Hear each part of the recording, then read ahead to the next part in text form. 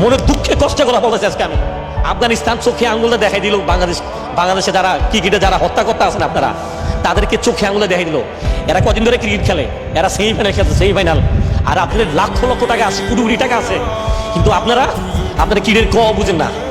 মনের দুঃখে কষ্টে কথা বলতেছে আজকে আমি। ভাই এই সুযোগ বারবার আইব না ভাই। আমার কাছে মনে হয় যে আমরা নিজেদের ম্যাচ নিজেরাই নষ্ট করছি, নিজেদের সেমিফাইনাল নিজেরাই হাত থেকে নষ্ট করছে।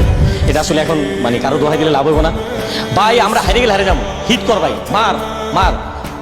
তানজিদ সাকিব সিঙ্গেল নিয়া, তানজিদ সাহেব ব্যাটিং গেছে, ব্যাটিং দিয়া নূরের 3-4টা বল খেয়ে ফেলাইলো, মারতে গেল না, কিচ্ছু করতে গেল না ভাই। মারলো একটা মনে হয় সান্ত্বনা দিচ্ছে, মারতে গেছে ভাই। না এই কুল পাইছে না ওই কুল পাইছে, 2 কুলি হারাইছে।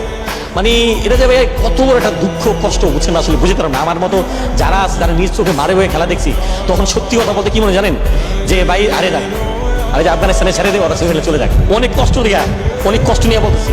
ক্রিকেটের আপনার এরকম কিছুই বুঝেন আমার মনে হয় ভাই। আর যদি দিনের দিন ব্যর্থ হন আপনারা ভাই, আমরা তো আসলে রাস্তাঘাটে যখন চলে, যেমন এক জায়গায় তার এক জায়গায় শির ভাই, ইন্ডিয়ান ফ্যান বলেন, অন্য দেশের ফ্যানরা কি সুন্দর ভাই বুক চিপে যেতেছে 10 জন 20 জন একসাথে। আর যখন একলা আমি দেখি, আমি একা, কষ্ট লাগে। আমরা তো আজকে 10 জন 20 জন ফ্যান নিয়ে ভাই এরকম বুকের উপর বুক চিটাইয়া ঘুরতে পারতাম, চলতে পারতাম, যে বাংলাদেশ সেমিফাইনাল খেলতেছে, বাংলাদেশ ভালো খেলতেছে, তখন ভাই আমাদের মাথা নিচে হাত বুঝছেন, অনেক কষ্ট লাগে।